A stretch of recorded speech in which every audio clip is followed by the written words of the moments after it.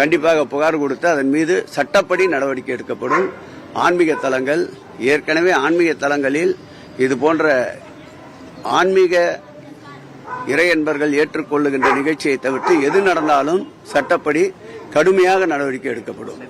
முதலமைச்சர் இது பார்ட் 1 தான். அடுத்த 2020 பார்ட் 2.0 வெர்ஷன் சொல்லியிருந்தாரு. எடப்பாடி ரகுபதி இவரு உதயகுமார் சொன்னாரா? சிஎம் சார் பேசி பார்ட் 1 தான். 2020 2.0 வெர்ஷன் நீங்க பாப்பீங்க அப்படின்னு சொல்லியிருந்தாரு. எடப்பாடி அதுக்கு கடுமையான விமர்சனம். 2020 பெரிய ஓவா மக்கள் போடுவாங்க அப்படின்னு பெரிய விமர்சனம். எங்கள் முதல்வரை பொறுத்தளவில் பார்ட் 2 பாகுபலி போன்றவர்கள் ஒரு சில உதாரணங்கள் நீங்கள் சொல்லிக் கொண்டிருக்கிறீர்கள். பாகுபலி எப்படி பிரசித்தி பெற்றது என்பது உங்களுக்கு தெரியும். அதுபோல் எங்கள் முதல்வர் அவர்கள் பீனிக்ஸ் பறவை போன்றவர்கள்.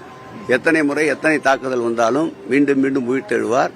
திடமான ஒரு முதல்வர், இரும்பு உள்ளம் கொண்டவர், எதற்கும் அஞ்சாதவர், மாநிலத்தின் உரிமையை கனவிலும் கூட மரணத்தின் விளிம்பே என்றாலும் விட்டுக் கொடுக்காத ஒரு முதல்வர், ஒன்றியத்திற்கே வழிகாட்டுகின்ற ஒரு முதல்வராக இருக்கின்றார். அவர் தலைமையிலே பயணிப்பதையே நாங்கள் பெருமையாக கருதுகிறோம். அவர் காட்டுகின்ற திசை நோக்கி ஈட்டிக்கு மார்பு காட்டுகின்ற கூட்டமாக தொடர்ந்து நாங்கள் அமைச்சராக இருந்தாலும், சட்டமன்ற உறுப்பினராக இருந்தாலும், உள்ளாட்சி மக்கள் பிரதிநிதியாக இருந்தாலும் இயக்க தோழன் என்ற உணர்வோடு பயணிப்போம். காலனி என்கின்ற சொல் நீக்கப்பட்டது பல்வேறு தரப்பு வரவேற்பு வந்திருக்கு. ஆனால் எல்முருகன் அவர்கள் என்ன சொல்லியிருக்காருன்னா, திமுகவினருக்கு மனநிலையிலிருந்து அந்த காலனி என்கின்ற சொல் நீங்கணும்னு சொல்லி குற்றச்சாட்டை முன் வச்சிருக்காங்க. இந்த ஆட்சியில்தான், இந்த அரசியல்தான் 4 தாழ்த்தப்பட்டவர்களுக்கு அமைச்சரவையில் முக்கியத்துவம் தந்திருக்கின்றார்.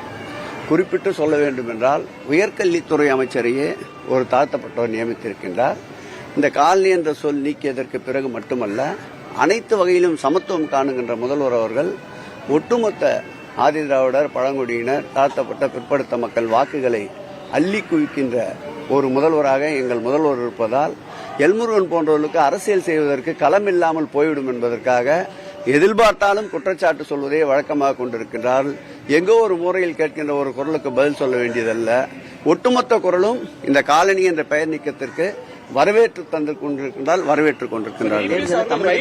பிரச்சாரத்துக்கு வருவன் பிரதமர் சொல்லியாரு. இந்த சட்டமன்ற தேர்தலுக்கு தமிழகத்தில் அதிமுறை நான் பிரச்சாரம் பண்ணுவேன் பிரதமர் நேற்று நைனா நகரிடம் தெரிவித்த தகவல். நாடாளுமன்ற தேர்தலில் கன்னியாகுமரியில் உட்கார்ந்து தியானம் பண்ணாரு, ராமேஸ்வரத்துக்கு தியானம் பண்ணாரு. அவர் ஒவ்வொரு முறை வருகையும் திராவிட முன்னேற்ற கழகத்திற்கு குறைந்தபட்சம் 3% வாக்குகளாவது உயர்வை தரும். ஆகவே அவர் வரட்டும், வருகை என்று நாங்களும் அவரை வரவேற்கின்றோம்.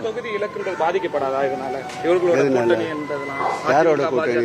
பல வியூகங்களை வகுக்கிறாங்க. நேற்று கூட மாநில தலைவரை சந்திச்சு சார், நாங்கள் மக்களோடு கூட்டணியை வைத்திருக்கின்றோம். இவர்களை பற்றி நாங்கள் கவலைப்பட வேண்டியதில்லை. எத்தனை வேண்டுமானாலும் துணைக்கு அழைத்து வரட்டும். ஏற்கனவே இடியை துணைக்கு வைத்திருக்கின்றார்கள், அதற்கடுத்து சிபிஐயை துணைக்கு வைத்திருக்கின்றார்கள், அதற்கடுத்து இன்கம் டாக்ஸை துணைக்கு வைத்திருக்கிறார். அவர் துணைக்கு அழைக்காத ஒரே ஒரு நிறுவனம் எதுவென்றால் ராணுவம் தான். அதையும் அழைத்து வரட்டும். ஒற்றை ராணுவமாக இருந்து எங்கள் முதல்வர் அதையும் சந்திக்க தயாராக இருக்கின்றார்.